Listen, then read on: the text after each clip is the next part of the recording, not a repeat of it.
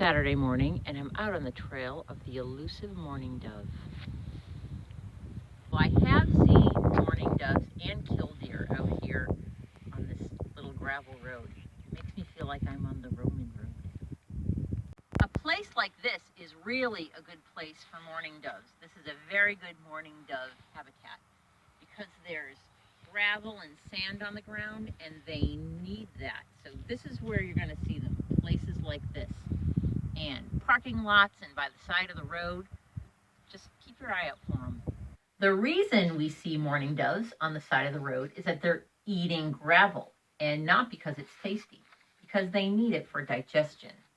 All birds have an organ called the gizzard, and the gizzard gets filled with little rocks and gravel. And when the bird eats things that are hard, like seeds, they get ground up in there.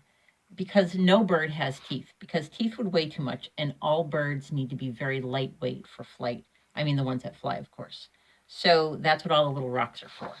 And now that we know what mourning doves look like on the inside, let's concentrate on the outside. So we're going to draw kind of like what we did with the robin, and we're going to start with sketching very lightly for the general shape. And the general shape of the mourning dove is long and elegant. They have a lovely, lovely shape with a long tail and this little head. And they have a kind of a smallish bill. They don't need to have a big bill like the robin did, you know, for fighting with worms. They don't eat worms. They mostly just pick little seeds up off the ground. So it's not as much of an issue. And then they have this beautiful big eye right on the side of their head. And that's kind of a clue that says, things eat me. So they have to be able to look for predators. So that's why they have this great big eye, and they can look in all directions. And they're really pretty because there's like this little white ring around their eye. So got this beautiful plump body. And the wings are pretty long, held over the body. And their legs aren't too long. They do spend a lot of time on the ground walking, but they don't tend to run away from predators or anything like that. They're not really running too much. Like the robin, they have 3 toes in front, 1 in back, called anisodactyl. And the tail, like I said, is quite long. When it's folded up, it looks long and pointy, but if you ever get to see the bird fly, you'll see it almost looks like an arrow, and you'll see a flash of white feathers with these black spots on them. And I drew these action lines because it burst into the sky with this great amount of energy, and you'll hear this noise like, it's really exciting. But back to our drawing. Okay, so let's see. What I would like to do now is color it a bit. And I'm going to color very lightly with this nice light brown colored pencil. I want to show you how to get the nice color.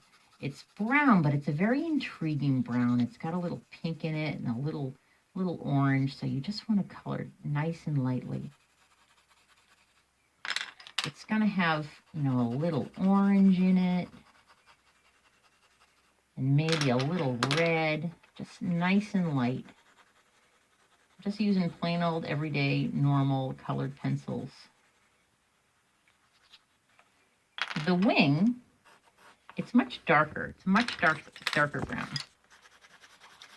I'm not going to color the whole thing in because that would take forever. But I just want to kind of show you that if you can color the feathers in, say you have a nice black one, you can put, it's got some spots kind of on its wing feathers. I don't really know where they go. I'm just kind of winging it. But it also has this little mark up near its neck. And then if you've ever seen a pigeon, you've seen that it's got some little shiny iridescent feathers on its neck. And that's the same thing with the mourning dove. So pretend that I've colored the whole thing in. Pretend you've watched me.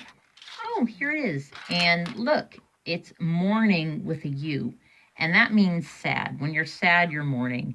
And the mourning dove makes a beautiful noise. It kind of goes, hoo, hoo, hoo, and that's the noise you'll hear in the morning sometimes. Sometimes people think it's owls, but really it's a mourning dove.